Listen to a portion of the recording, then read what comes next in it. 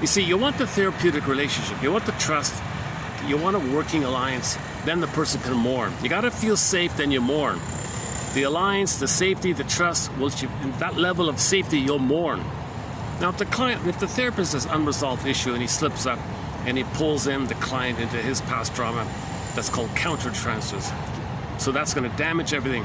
But if he identifies it, okay, rupture and repair, he says he did it, he feels badly about it, it's about his past, he's sorry. It's a relief. The client thought you respected me enough to share your mistake.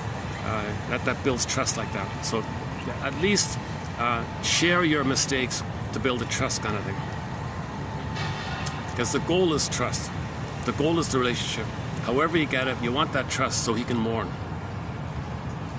So if the therapist has an unresolved problem with their past, which they're trying to work through with the client at the present. So for example, maybe the therapist shames the client because the therapist identified with the mother who shamed them, and they're the aggressive mother. The client comes in as wounded and helpless. Well, that's me as a child. I shamed you. Mother shamed me. You're me. I shamed you. And now, since I shamed you, that means you're my mother, and I hate you. So obviously, the therapy doesn't take place when there's what's called countertransference. But if there is a moment of countertransference, think about this quote here. If the goal is a trust, you build trust when you confess. Masterson said the same thing in one of his books, I remember. I consider it essential in couples therapy that,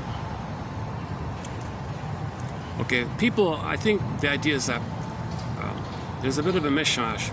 Individuals have their personal therapy, right? The husband has personal therapy, she has her individual therapy. And then on one day of the week, the two of them go in for couples therapy. So when you're doing couples therapy, usually each of them has their individual therapy. Because just only doing the couples therapy might not work, right? But you can start in couples therapy to prompt the people to do individual therapy and maintain the couples therapy. So he was saying that usually both are going on. I consider it essential in couples therapy that to avoid getting lost in the client's jungle of accusations and counter-accusations. Again, the therapist must be. Oh, here's the rain again. Oh, hold on a sec. I can't get water in this phone. It's all exposed on the. Hold on a sec. Ain't that peculiar?